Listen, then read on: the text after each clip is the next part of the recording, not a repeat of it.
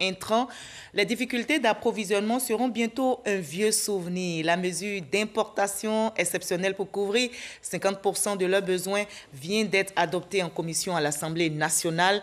Les députés membres de la Commission des affaires économiques et financières ont donné leur accord au projet de loi, nous dit Lansene Bakayoko.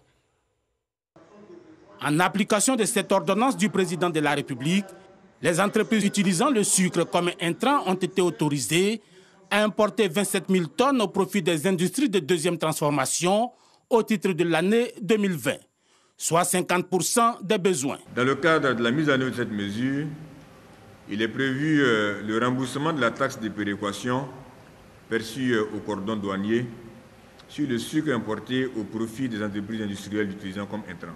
Le coût de cette mesure pour les 27 000 tonnes de sucre est estimé à 2,1 milliards de francs CFA. Il s'agissait de garantir la compétitivité des produits manufacturés localement à base de sucre par rapport aux produits similaires importés. Cette loi est censée faciliter la réalisation de leurs activités, mais aussi leur expansion.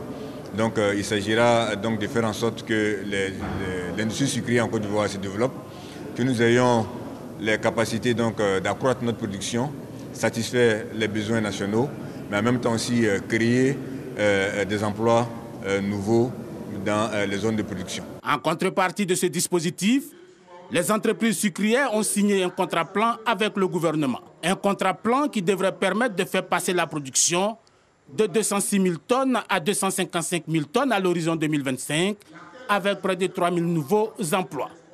Le tout pour un investissement de 151 milliards de francs CFA.